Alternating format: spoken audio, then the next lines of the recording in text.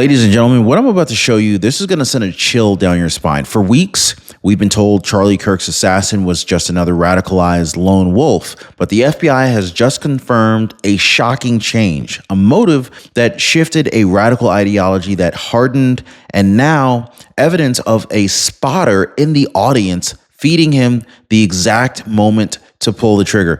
Think about that. Kirk wasn't just silenced by one deranged gunman.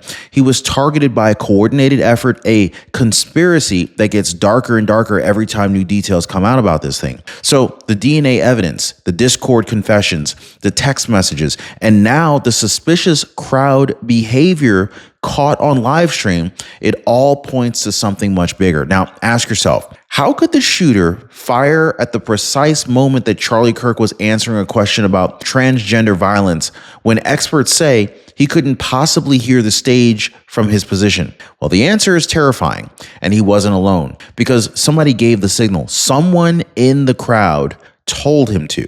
Now, tonight, we're breaking down how the FBI uncovered this disturbing plot twist, why the spotter matters, and what it means for America right now under President Trump. Because if Charlie Kirk, a man who dedicated his life to free speech, can be hunted like this, well, what does this mean for the rest of us? Hit the like button and subscribe, guys. President Trump sits in the White House in the Oval Office as the 47th president of the United States, and yet the nation is trembling, not because of Trump's leadership, but because of the sheer evil that reared its ugly head in Utah when Charlie Kirk was assassinated. Now, I want you to think about this just for a second, okay? We've lived through riots, through impeachments, through stolen narratives, through the chaos of the Biden years, and still none of it prepared us for this. A conservative leader, one of the most outspoken defenders of free speech, gunned down in broad daylight at a university event. The crowd fled, blood on the ground. Within hours, the lone wolf story, it was already plastered all over the headlines. The same script that the media always runs. Oh, he was isolated. Oh, he was deranged. No coordination, no plot. But folks, that was the cover story. It's complete BS. That was the distraction. Now, okay, the FBI, they've been forced to admit the truth. This wasn't simple. This wasn't random. This was a plot. And the question isn't whether it was coordinated. The question is how deep that coordination ran. Like, how many hands were in on this thing? How many voices whispered behind the scenes? And most of all, who gave the final signal? Now, here's where it gets dark. Investigators uncovered the turning point. This is the moment when Tyler Robinson, the alleged shooter, went from ordinary young man to radicalized killer. It started with the forensic, a towel wrapped around the firearm, a screwdriver dropped on the rooftop. Both tested positive for his DNA.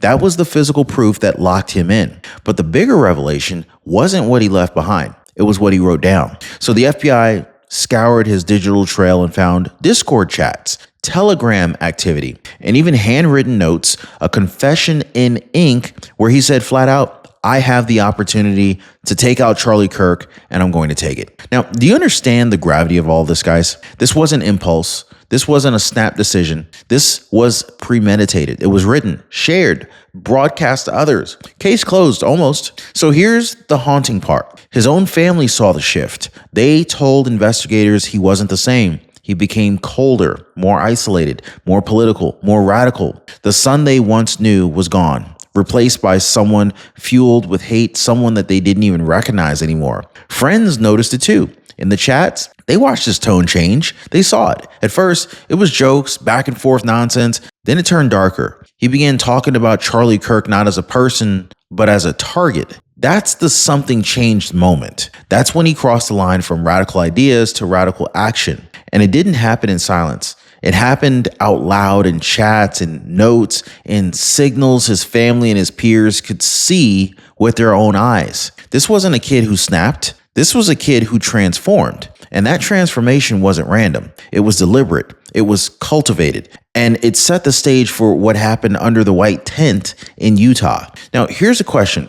When you go to bed at night, do you sleep peacefully knowing your Medicare plan has you covered? Serious question. Or do you secretly wonder if you'll be blindsided? Now, I understand a lot of people are dealing with that kind of stress, but this is exactly why I partnered with Chapter. They give people the clarity that they need to rest easy, knowing their Medicare coverage is solid. Now, one viewer told me, I finally sleep better at night because Chapter explained my Medicare plan in a way that I could trust. Wow. So let me ask, do you want restless nights, or do you want to do what most people are already doing? They're sleeping peacefully after calling Chapter. Now, most people, they're dialing the phone number at the bottom of your screen right there, or they're visiting askchapter.org/Ron. The phone number is 909-563-8279. So the FBI, they didn't just find evidence of intent. What they found was a little bit more than that. They uncovered the real reason behind it. Family members testified that over the past 2 years, the alleged shooter sank deeper and deeper into radical far-left views. Not just casual disagreement with conservatives. We're talking open hatred.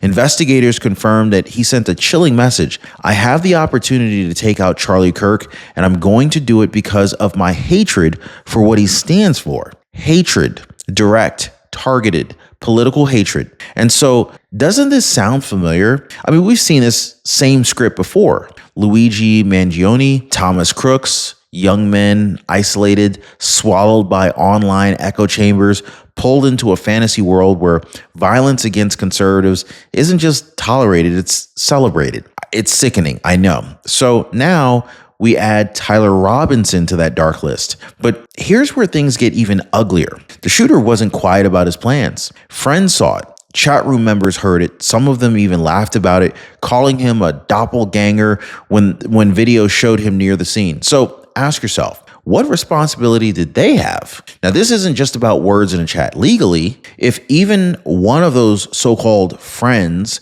encouraged him or just sat silently while he bragged about murdering Kirk, that could tip into conspiracy. Now, morally, it's even worse because silence can be as deadly as the bullet itself.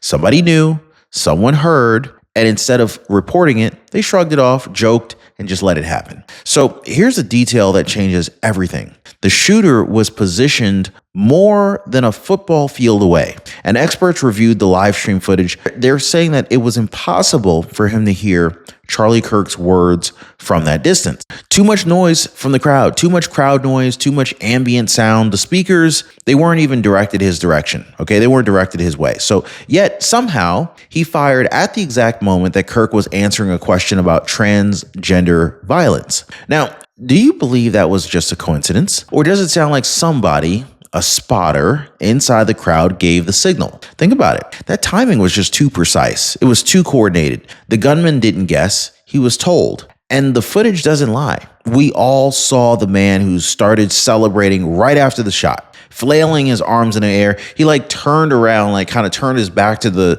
Charlie Kirk's stand and started yelling USA, USA in the crowd, toward the crowd. While everybody else was panicking and running for cover, you got to ask, who does that in the middle? Who does that right in the middle of an assassination? How is that your natural response?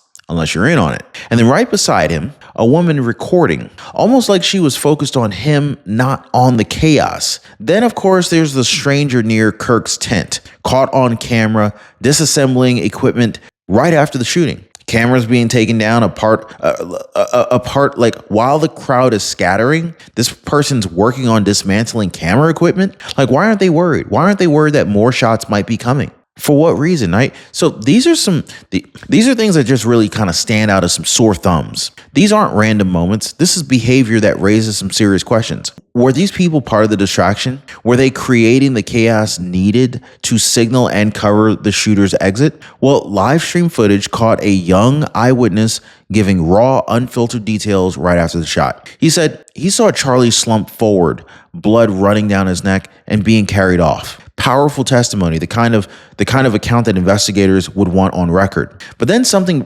rather bizarre happened. Mid-interview, his so-called friends interrupted, physically pulling him back, telling him to stop talking. Why?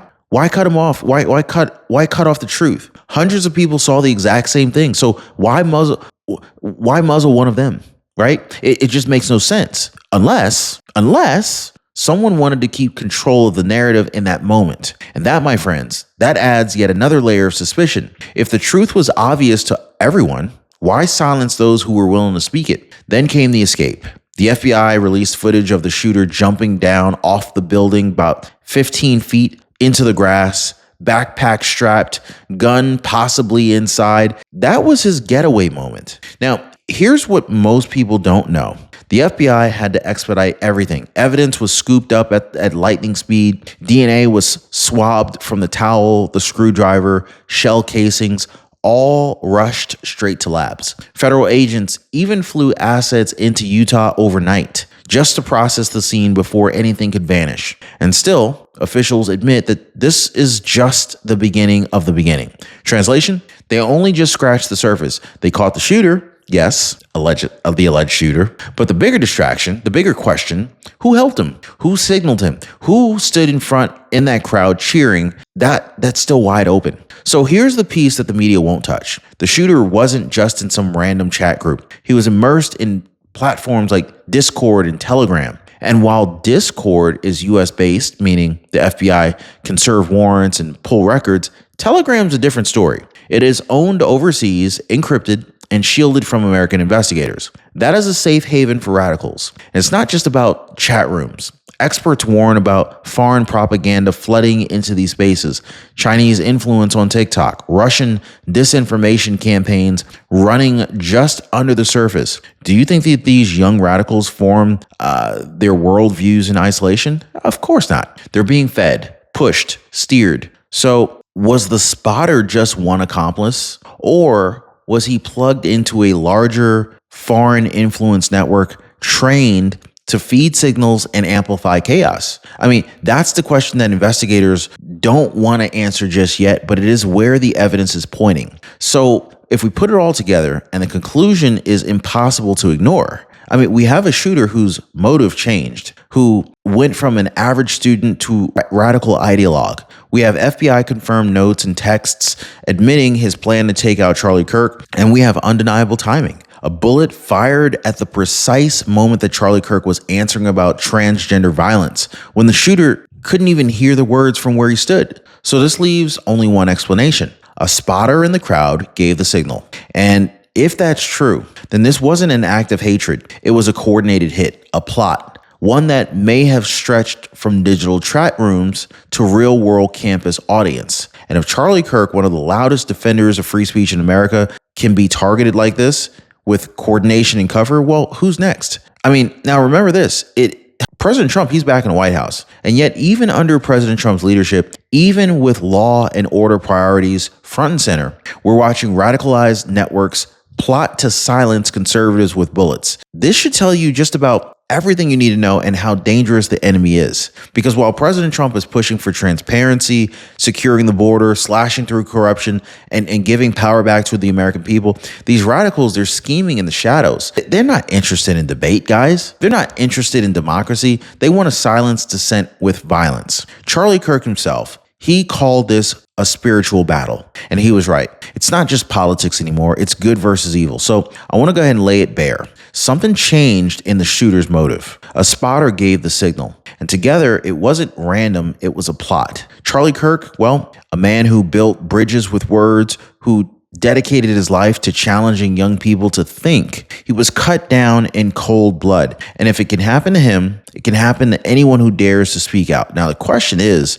what will America do about it? What will President Trump do next to make sure that this never happens again? Because this case is not over. The FBI says that they're just at the beginning of the beginning. And you can bet more names, more networks, and more disturbing truths are about to surface. So stay with me, guys. Stay vigilant, because this fight here, the fight for truth, the fight for freedom, and for the future of this country, it's far from over. Like, subscribe, share this video, and I'm going to be here exposing every lie, every cover-up, and every plot until justice is served.